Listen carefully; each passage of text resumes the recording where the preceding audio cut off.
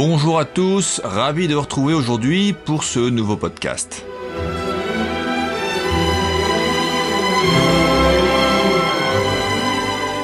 Dans les épisodes précédents, nous avons donc commencé à raconter l'histoire des hommes qui ont influencé le ministère de Jean-Marc Taubois. Alors évidemment, pour le moment, la relation avec ce dernier n'est pas encore apparue, pas plus d'ailleurs que celle qui relie les deux protagonistes qui ont été présentés, à savoir Rabinovitch et Kaufman, en dehors du fait étonnant tout de même qu'ils furent tous deux originaires de la ville de Kitchinev et que s'ils ne se sont jamais rencontrés du fait que l'un est mort peu avant la naissance du second, les parents de Kaufman ont très vraisemblablement connu Joseph Rabinovitch. L'épisode que nous allons vous présenter aujourd'hui va justement faire apparaître les liens qui relient les trois protagonistes qui nous intéressent particulièrement, puisque c'est à ce stade que le jeune Jean-Marc Taubois fait son apparition dans notre saga. Alors une brève apparition, certes, dont nous aurons l'occasion de reparler plus en détail lorsque nous aborderons l'histoire de ce dernier de manière particulière. C'est dans cet épisode également qu'apparaît un quatrième personnage qui va jouer un rôle essentiel aux côtés de Zeev Kaufman. Il s'agit de Clément Le Kossek, l'apôtre du mouvement tzigane.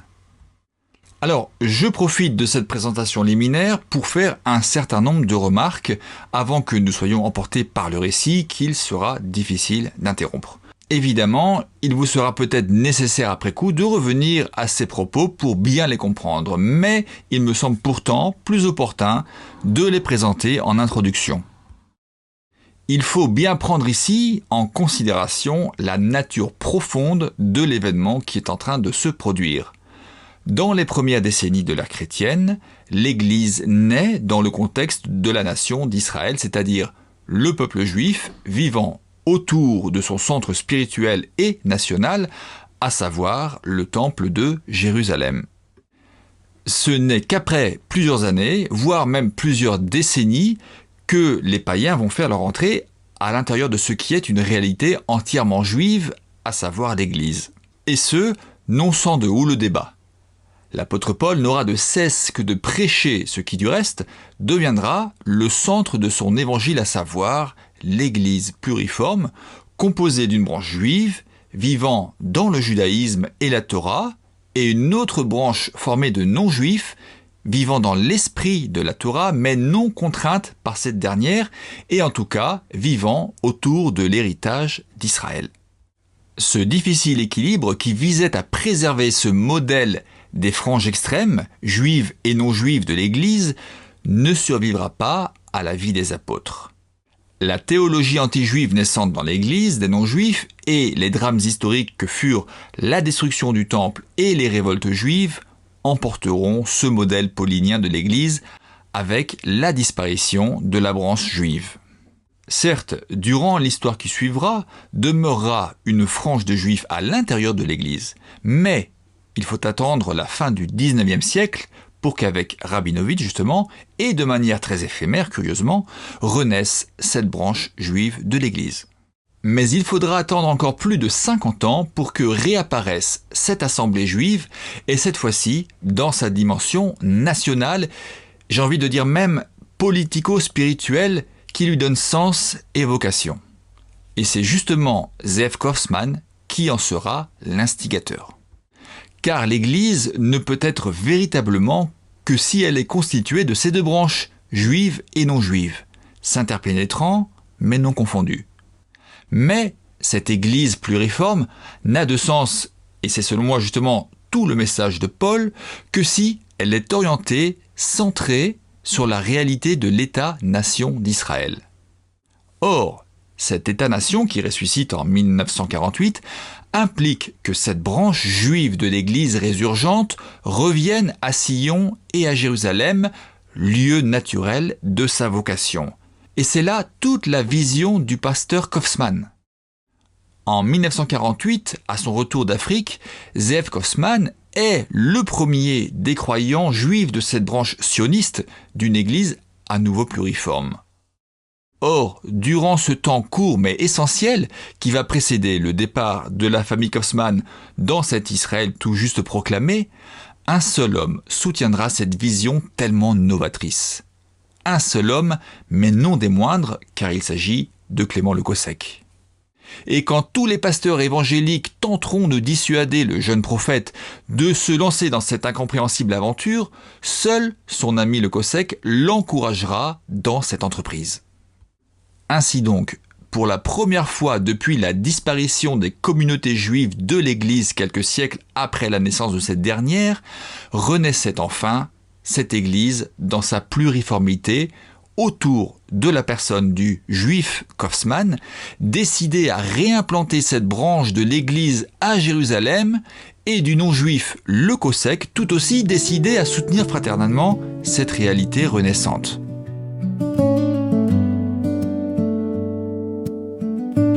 Il me faut maintenant évoquer un événement important que nous allons relater dans cet épisode. Il s'agit de la remise à Zeev Kaufmann d'un dossier préparé par Rabinovitch lui-même. C'est, il faut le préciser, un événement qui, pour le coup, n'apparaît sous aucune forme écrite, ni sous la main de Kaufmann, ni dans le témoignage de sa femme, donné en 1984 aux États-Unis. Ce récit, je l'ai reçu de mon père directement au cours de nos nombreux échanges et il l'a lui-même reçu de Kaufmann toujours par oral. Or, de deux choses l'une. Ou bien ces événements n'ont jamais eu lieu, et c'est la raison pour laquelle ils ne sont jamais mentionnés par le couple Kaufmann. Pourtant, la réalité du récit qui suit est parfaitement attestée par les proches des Kaufmann, à savoir Clément le Cossec, Madeleine Guyaz ou encore Jean-Marc Tebois. Il semble impossible de remettre en cause l'existence du dossier dont nous allons parler, d'autant qu'à la mort de Madame Kaufmann, survenue en 1996, Mado Guyaz, qui lui fut très proche jusqu'à la fin, apprit que le fameux dossier avait été légué à André Chouraki, ami de longue date des Kaufmann. La deuxième hypothèse, qui semble la plus logique, est que les Kaufmann avaient volontairement, à la manière de Rabinovitch, et pourquoi pas, d'après ses recommandations, décidé de taire ces réalités, du moins dans leur témoignage public. Le dernier point qu'il nous reste à aborder dans cette longue mais nécessaire introduction concerne la date de rédaction de ce dossier. Pour cela, nous avons encore recours aux hypothèses. Ce qui semble le plus vraisemblable est qu'après l'échec du projet Palestine en 1896, Rabinovitch ait reçu la révélation de sa succession future alors que les opportunités présentes et humaines lui apparaissaient comme définitivement épuisées. Ce scénario permettrait de comprendre le silence dans lequel s'est alors enfermé Rabinovitch et sa famille, ayant alors perdu tout soutien des frères non-juifs. Elle permettrait d'expliquer cette sorte de résignation dans laquelle le prophète s'est également enfermé quant à la pérennité de son œuvre. Puisqu'il avait désormais la certitude que cette œuvre n'était pas vaine, que l'échec des hommes ne signifiait pas forcément celui de Dieu, qu'un jour, au temps fixé par Dieu, son successeur se lèverait pour prolonger l'œuvre de Dieu, là où lui, Rabinovitch, l'avait laissé, il s'agissait désormais d'investir dans cet envoyé de Dieu à venir. D'où la constitution de ce fameux dossier sur lequel Rabinovitch souhaitait garder le silence. Après la mort de son père, John, l'un des trois fils, exprimera sa conviction que le Seigneur appellera de nouvelles personnes du sein de la nation juive. Selon les Saintes Écritures, le salut des Juifs sera apporté, de sorte que de nouveaux semeurs doivent être trouvés. Cette déclaration était-elle l'expression visible de la révélation des Rabinovitch tenue cachée ? C'est fort probable. Il est probable aussi que le dossier de Rabinovitch ait permis de lever le voile sur l'épisode du Mont des Oliviers que le prophète avait passé sous silence. En effet, dans leur témoignage, les Kaufmann évoquent à chaque fois l'apparition de Jésus à Rabinovitch comme à l'apôtre Paul. On peut penser que figuraient dans le dossier les détails non révélés de l'illumination de Rabinovitch. Après la mort de Rabinovitch, on perd rapidement la trace de sa femme et de ses enfants. On sait seulement que Rachel, l'une de ses filles, est venue s'installer en Angleterre avec son fils. Après, encore une fois, tout n'est qu'hypothèse. On peut imaginer qu'elle émigra par la suite en France et qu'elle fut la vieille femme évoquée dans le récit. Mais écoutons à présent la suite du récit. Seigneur, tu m'as épargné pendant cette guerre. Tu as fait de moi ton enfant. Pourquoi m'as-tu fait venir ici pour mourir? Pourquoi? Tandis que Zeev Kaufman agonise de la malaria, seul en Afrique, sa femme de son côté est résolue à rejoindre son mari en dépit des énormes résistances de cette administration d'après-guerre. Pendant 2 semaines, chaque matin à 8 heures, elle vient frapper à toutes les portes, harcelant de ses supplications tout le personnel en charge des colonies. Après avoir frappé aux portes de maints bureaux, c'est au sommet de la hiérarchie des colonies qu'elle décide de se présenter sans rendez-vous. La scène se passe dans le bureau de l'administrateur en chef, Monsieur de Bouillon. Que désirez-vous? Une exception, monsieur. Je désire rejoindre mon mari, qui travaille en Haute-Volta. Et depuis combien de temps est-il parti? Eh bien, cela fait bientôt 6 mois. 6 mois? Et vous avez l'audace de venir me voir quand bien les familles attendent depuis plus de 2 ans? Parfaitement, monsieur. Parce que cette ville de Paris a pris mon logement et toute ma famille qui a disparu à Auschwitz. Parce que je n'ai plus où loger et que je ne peux plus marcher dans ces rues maintenant sans pleurer. Madame, vous partirez. Vous partirez bientôt. Le temps de téléphoner, de trouver un bateau. Je vous promets que vous retrouverez votre mari au plus vite. Pendant ce temps, dans sa maison d'Afrique, une nouvelle prière monte du cœur de Zeev Kaufman. Et c'est la paix qui inonde alors son cœur. Seigneur, tu as pris soin de moi. Tu prendras soin des miens. Ma vie est entre tes mains. Que ta volonté soit faite. Et contre toute attente, Zeev Kaufman se rétablit. Quelques semaines plus tard, c'est la merveilleuse surprise. Yvette et Florence sont parvenues à surmonter toutes les adversités administratives et en ce mois de septembre 1945, la famille est à nouveau réunie sur la station. Là, pendant plusieurs mois, Dieu travaille le cœur de son serviteur. Zeev étudie la Bible, lit les prophètes. Un jour, il est en compagnie de ses amis, les Smiths. Je crois que je dois retourner avec mon peuple pour lui apporter la lumière de l'Évangile. Vous avez raison. Dieu vous a sauvé pour qu'à votre tour, vous apportiez le salut à votre peuple. Mais Zeev va encore tergiverser quelque temps. Un jour, il accompagne un malade dans une ambulance, un vieux Dodge de l'armée. Soudain, le chauffeur perd le contrôle du véhicule qui sort de la chaussée puis se retourne dans un fracas épouvantable. Par miracle, personne n'est blessé. Mais cet accident laissera à Zeev Kaufman une indication claire que Dieu est résolu à ne plus accepter la résistance de son serviteur à l'appel qu'il lui adresse. Zeev démissionne donc de son poste, renonçant à son confort, sa vaste maison en Afrique, son salaire conséquent et les arriérés avantageux, dus aux dommages de guerre.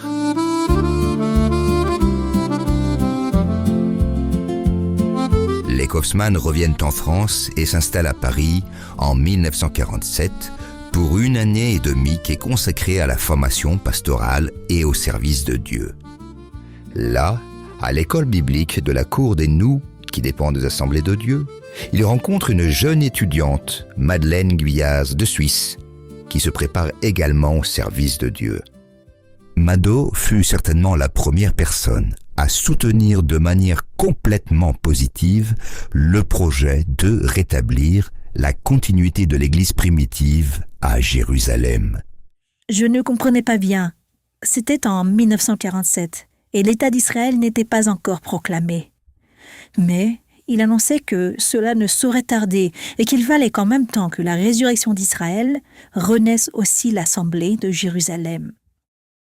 Peu avant l'été 1948, et à quelques semaines de leur départ pour le jeune pays d'Israël, les Kaufmann participent à une dernière convention nationale à Lille, où Donald J. est attendu.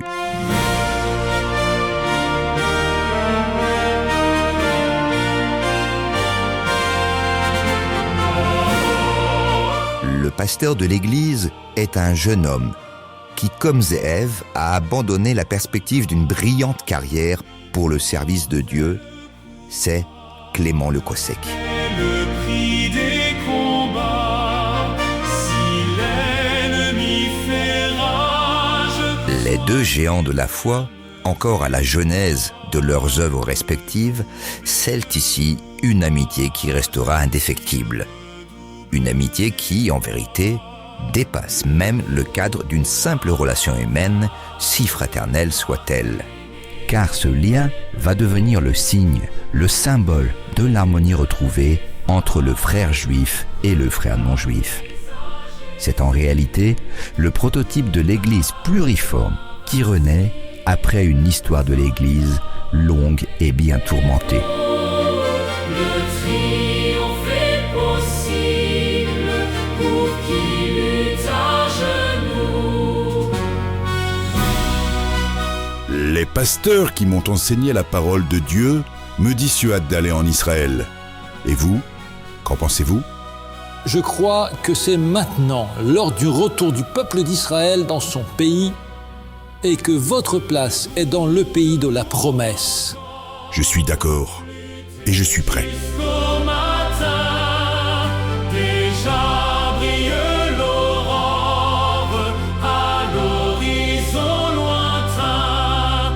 Bientôt jetant nos armes au pied du roi des rois. Les chants après les larmes, le trône après la croix.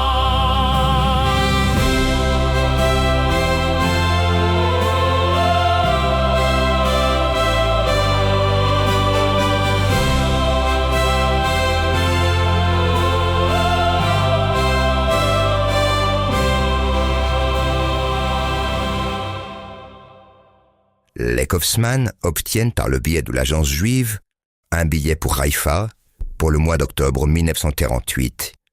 Ils navigueront sur le Shalom.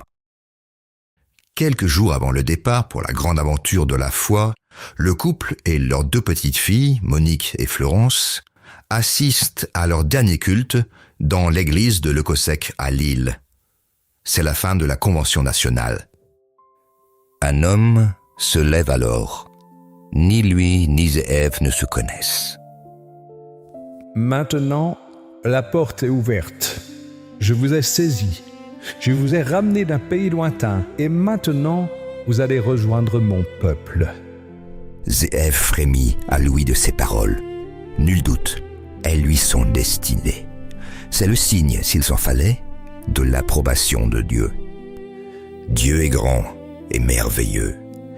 Il accorde à son serviteur le témoignage ultime qu'il est celui qui a ouvert la porte, quand bien même presque tous le décourageaient de s'y engager. Ces paroles résonnent comme celles de Dieu lui-même. « Laisse-moi désormais aller en paix, car tu m'envoies là l'ultime encouragement, celui qui m'accompagnera jusque dans ce pays en guerre. » Pourtant, non, non Ze'ev, ce n'est pas encore le dernier mot de Dieu avant ton départ, car tu n'as pas encore remarqué cette vieille femme assise, anonyme sur les bancs de l'église, cette vieille femme qui a tressailli aux paroles de la prophétie. Je t'ai choisi et je t'envoie vers mon peuple. Oui, c'est lui. c'est bien l'homme. Cette personne, couronnée de blanc, le visage ridé, venue elle aussi d'un pays lointain, il y a fort longtemps. Elle s'approche de toi, Zeev. Elle t'interpelle. Monsieur Kaufmann, Lui-même, pourriez-vous venir ce soir chez moi? J'ai quelque argent à vous remettre. J'aimerais vous aider pour votre installation en Israël.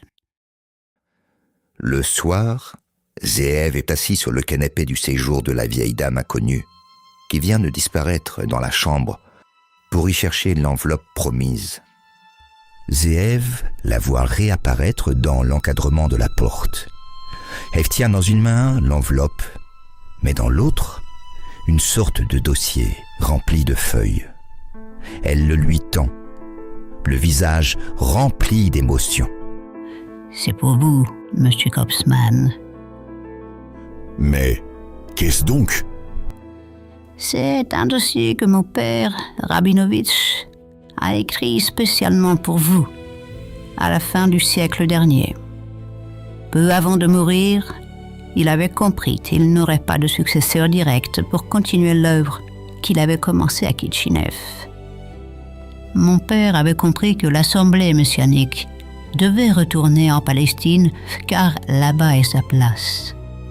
Dieu lui a alors révélé que lui ne vivrait pas cet exode. Il fallait premièrement que l'État d'Israël vienne à ressusciter. Alors, il susciterait un homme qui au même moment ramènerait l'Assemblée des Juifs à Jérusalem. Mon père s'est alors mis à la tâche.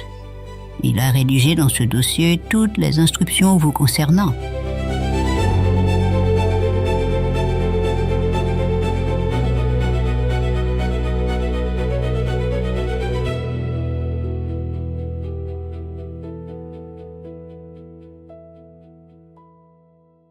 Zeev Kaufmann est abasourdi, bouleversé. La main tremblante, il ouvre le dossier. Alors, surgissent d'outre-tombe des exhortations, des enseignements, écrits de la main même du grand prophète Rabinovitch de Kitchinev, pour le prophète que lui, Zeev de Kitchinev également, est en train de devenir. Des textes écrits pour lui, personnellement, qui sont non seulement encouragement et signe, mais surtout directives, vision. Soudain, Zeev a le sentiment de tenir en main le manteau d'Élie. Mais comment êtes-vous certaine que je sois cet homme-là? Lorsqu'il m'a donné le dossier avec pour mission de le transmettre à l'homme que Dieu choisirait, j'ai demandé à mon père comment le reconnaîtrais-je. N'aie crainte, le Saint-Esprit te le fera connaître. J'ai vécu le reste de ma vie dans l'attente de ce moment-là. Et puis, vous êtes arrivé. J'ai été mise au courant de votre voyage, de votre projet, et la prophétie de ce matin a été pour moi la confirmation, au plus profond de mon être, que vous êtes celui dont Dieu a parlé à mon père.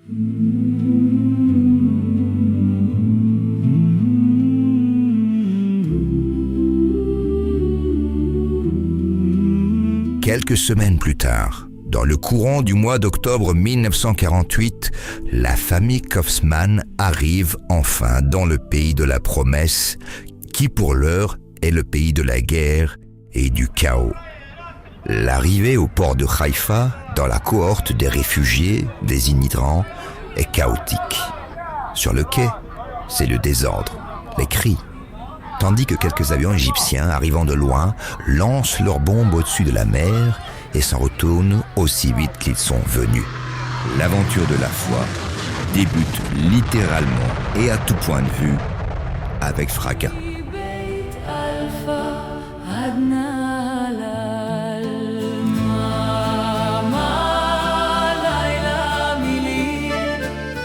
Les obstacles et difficultés ne manquent pas, surgissant de toutes parts. Les Kaufmann sont démunis de tout et errent dans la ville sans savoir où aller. Nous avons cherché un petit logement à Haïfa. Nous y sommes restés pendant 15 jours et pendant ce temps, nous cherchions partout sans pouvoir trouver quoi que ce soit. Plus que jamais, nous nous sommes remis à ce moment-là à la volonté divine. Et puis, à l'aube de cette 16e journée, nous avons prié avec ferveur le Seigneur de nous diriger, ne sachant absolument pas où aller, où était notre place et où est-ce que nous serions replantés.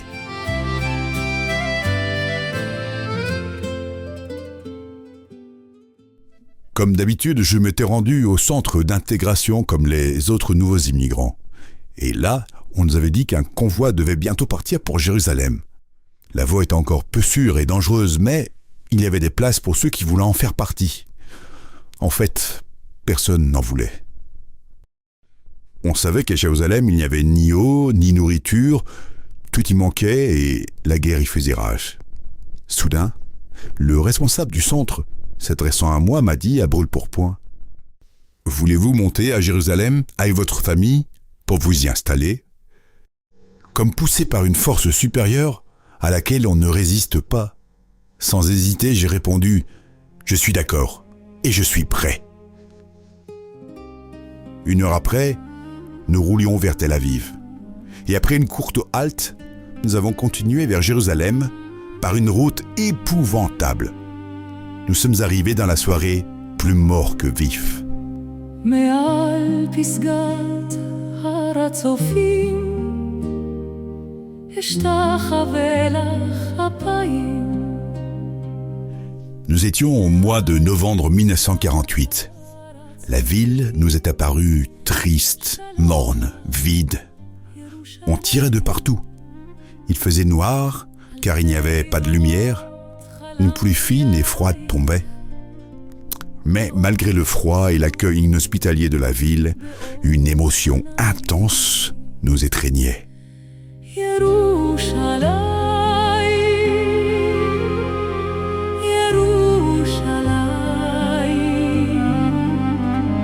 Fouler le sol de la ville sainte, de la sillon de Dieu, nous remplissait d'un enthousiasme qui, tel un feu brûlant, nous réchauffait. À nos yeux, la ville devenait de plus en plus belle.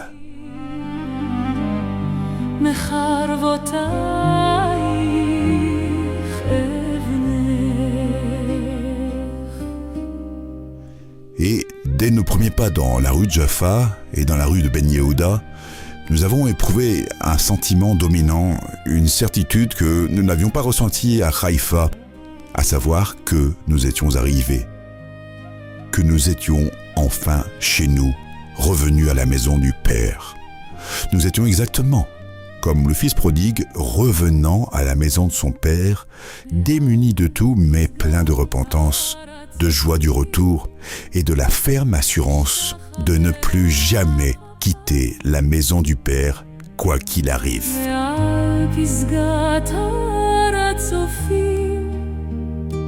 Shalom lach, Yerushalayim. באלפי ברכות היי ברוכה, מקדש מלך, עיר מלוכה. ירושלים, ירושלים, אני לא אזוז מפה.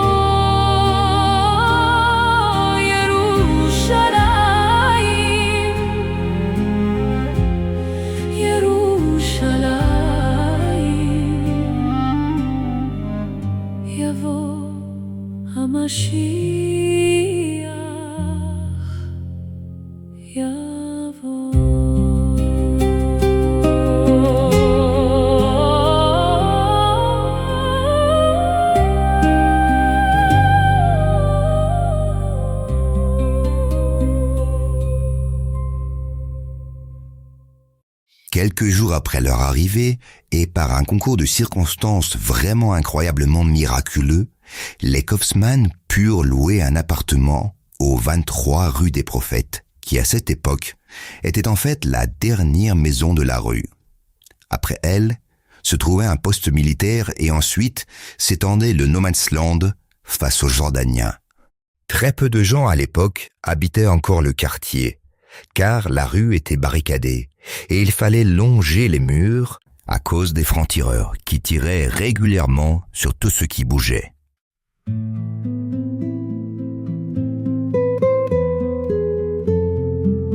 Le soir de Noël, le 24 décembre 1948, à peine avions-nous emménagé pendant que la guerre dévastatrice continuait, pendant qu'à peu près partout on se battait. Nous avons célébré la première réunion publique à la gloire du Seigneur Yeshua Mashiach. Nous réunissions autour de nous quelques personnes intéressées par la parole et à qui nous avions donné notre témoignage, et quelques autres qui avaient assisté déjà à des réunions et dont nous avions fait connaissance depuis quelques jours seulement. Nous avons vécu une soirée inoubliable, extrêmement solennelle, spécialement pour nous qui comprenions clairement, selon la révélation de l'Esprit, qu'un événement miraculeux, prodigieux, se déroulait sous nos yeux et que nous en devenions les témoins oculaires. C'est dans le fracas de la guerre, dans le sang et dans les larmes que le peuple d'Israël avait quitté le pays, son pays, et avait été emmené en exil, dispersé au sein des nations, avec dans le cœur un désespoir mortel. La première assemblée messianique, solidaire du peuple, dont elle était partie intégrante, était partie avec lui et avait disparu dans son sillage. Et c'est dans le fracas de la guerre, dans le sang et dans les larmes, que le peuple d'Israël revenait dans son pays, dans sa patrie ancestrale et perpétuelle, par la seule et souveraine volonté de Dieu. Rassemblé d'entre les nations, il revenait avec dans son cœur un espoir vivant. L'assemblée messianique, toujours dans son sillage, réapparaissait et reprenait sa place dans la ville d'où elle était partie, au cœur du pays, à Jérusalem, où elle était née et où elle renaissait. Et en ce soir de Noël, nous avons eu l'insigne privilège et la joie ineffable d'assister à sa renaissance. En cette fin de l'année 1948, nous assistions, en y prenant part, à la renaissance générale et totale dans Eretz Israël, le pays d'Israël, de la terre, du peuple, de la foi. Béni soit-il, à lui soit toute la gloire au siècle des siècles. De la même manière que 63 ans plus tôt, un soir de Noël, Rabinovitch ressuscitait officiellement l'Assemblée messianique dans l'exil, en ce soir de Noël 1948, son successeur rétablissait tout aussi officiellement la communauté juive croyante à Jérusalem.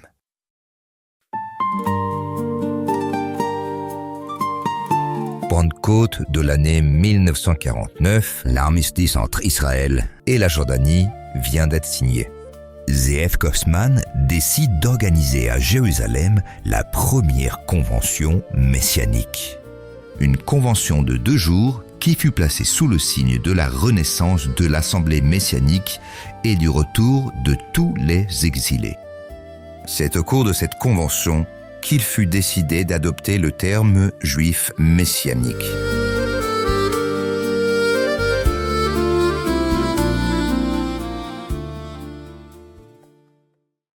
Les bénédictions et les épreuves se succèdent les unes aux autres. Il faut faire face à l'hostilité virulente des communautés ultra-orthodoxes du Mea Shearim, dont les membres viennent régulièrement interrompre les services et les réunions. Une fois, Zev est sévèrement rossé. Parfois, ils s'en prennent au matériel.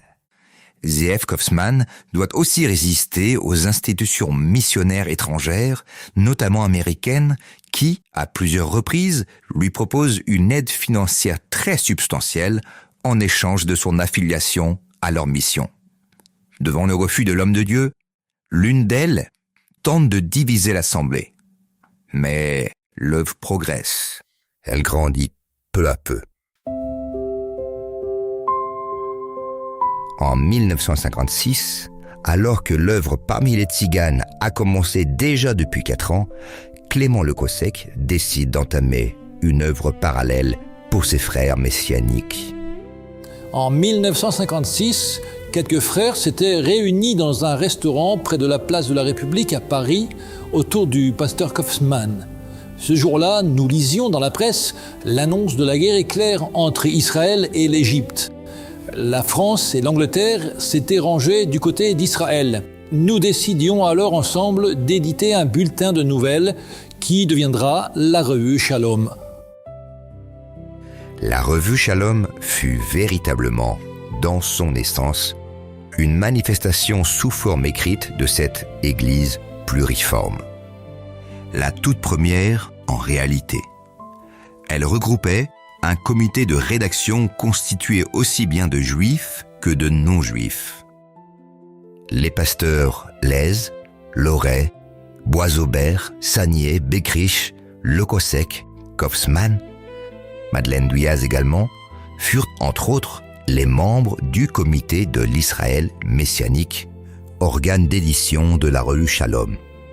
Les études bibliques enflammées de Kaufmann succédaient aux exhortations de Lekosek, de Boisaubert, et puis, dans les années 60, du jeune étudiant Jean-Marc Tebois, auxquels s'ajoutaient les comptes rendus de voyage organisés par Madeleine Duyaz en collaboration avec les membres du comité. Shalom devint un bouillonnant chaudron plein d'élan et de feu où juifs et non-juifs, réunis fraternellement autour de la réalité du miracle d'Israël et de la résurrection de son assemblée messianique, sondaient les prophéties, examinant l'histoire pour en discerner les signes eschatologiques. Certes, plus tard, bien des œuvres messianiques éditeront leur journal, notamment en langue anglaise.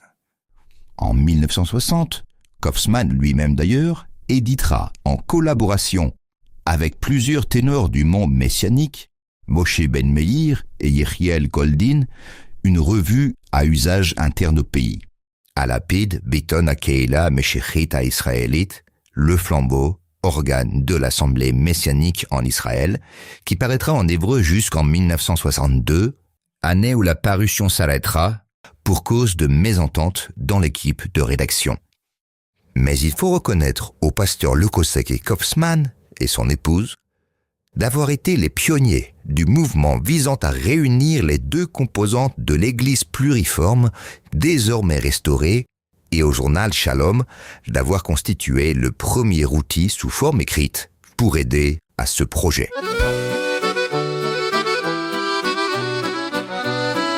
Jusqu'en 1954, l'Assemblée restera dans ses locaux du 23 rue des Prophètes. En 1954, elle devra pourtant quitter le bâtiment. Le YMCA acceptera de prêter une salle à l'Assemblée messianique jusqu'en 1960. Et puis, les Assembly of God des États-Unis mettront alors à disposition de Zeev un grand ensemble de bâtiments rue Gershon Agron, dans la rue du Consulat américain, non loin des remparts de la vieille ville et de la tour de David, occupée alors par les Jordaniens. L'Assemblée disposera ainsi d'un appartement pour les Kaufmann, d'une grande salle de réunion pour les Shabbats, 2 salles annexes, dans l'une desquelles sera installée une librairie messianique, Alapid, le flambeau. Lorsqu'il arrivera en 1966 pour terminer sa formation pastorale, c'est justement cette librairie dont sera responsable le jeune étudiant Jean-Marc Tebois, qui emménagera chez les Kaufmann pour 2 années d'études complémentaires après une formation pastorale à Kenley, en Angleterre, école biblique où Donald G. avait officié jusqu'à l'année précédente. En 1962, Jean-Marc Tebois, alors tout juste âgé de 18 ans, rencontrait lors d'un voyage en Israël le pasteur Kaufmann. 4 ans plus tard, ce dernier l'invitait à venir à Jérusalem pour une formation absolument hors norme.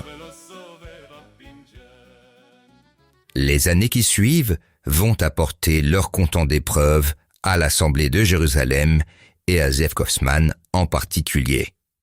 Car en 1970, les Assembly of God décident de vendre le bâtiment rue Gershon-Agron. Et du jour au lendemain, l'Assemblée se retrouve sur la rue. C'est un coup dur pour les Kaufmann. Il faut se remettre pour la énième fois à la recherche d'un nouveau lieu de culte. Mais Dieu va répondre aux prières et l'Assemblée pourra devenir propriétaire d'un bâtiment relativement vaste, rue des Prophètes, tout près de celui où plus de 30 ans auparavant, tout avait commencé. Mais la santé de Ze'ev commence à vaciller. Ces épreuves l'ont marqué.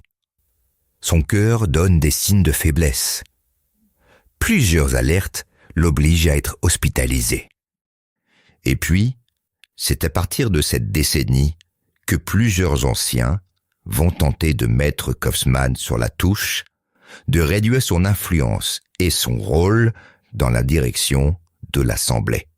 C'est en particulier l'ancrage dans la tradition d'Israël et de ses sages qui lui est reproché. Ze'ev est profondément un homme de paix. Puisqu'on ne veut plus de lui, il accepte de s'effacer, de laisser sa place à ceux qui la convoitent. Mais cette situation le blesse profondément au tréfonds de son être.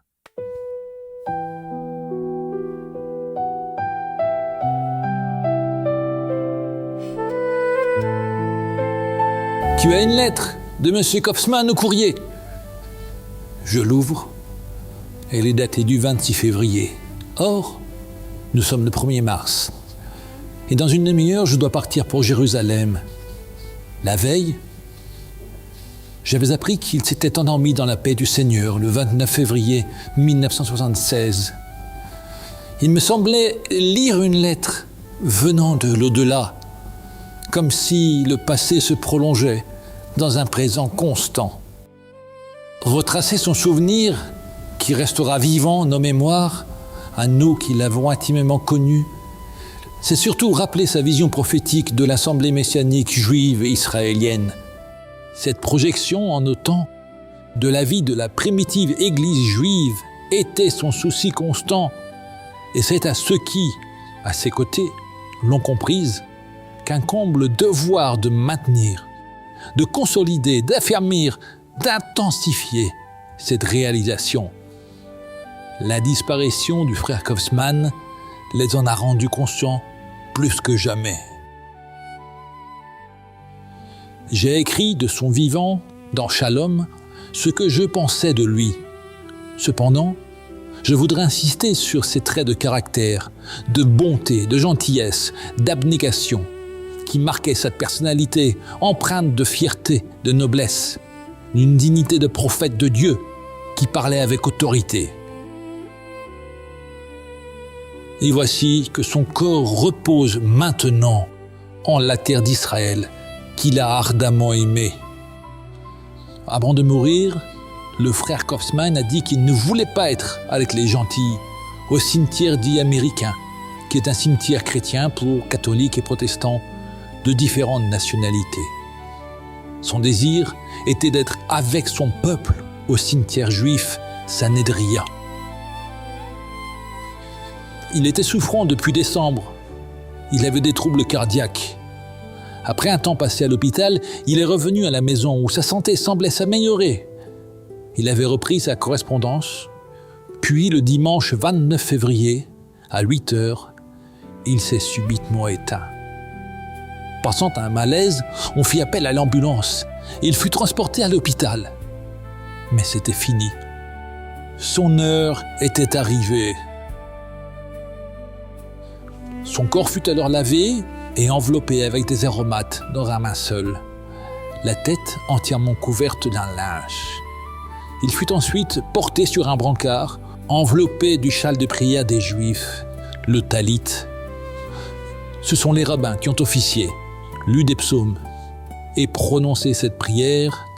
Si nous lui avons fait du mal ou causé quelque tort, pardonne-nous, Seigneur. Et puis les rabbins se sont adressés à la foule et lui ont demandé « Ne le touchez pas, c'est un Kohen, il est kadosh, il est mis à part.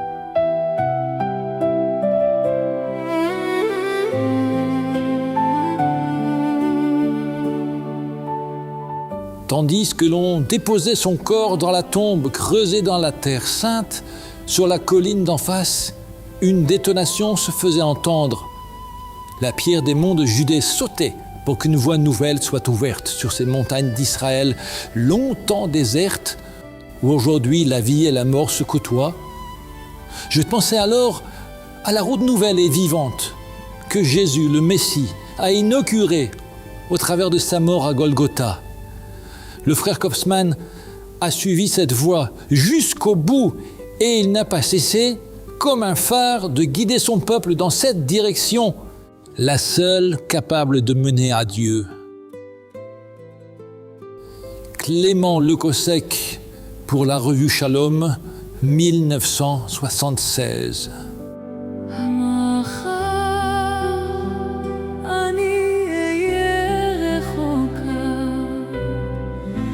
תחפשו אותי, מי שידע למחוק, ימחק לי את האמת, הזמן ישכיח הכל. אני הולכת לדרכי, זה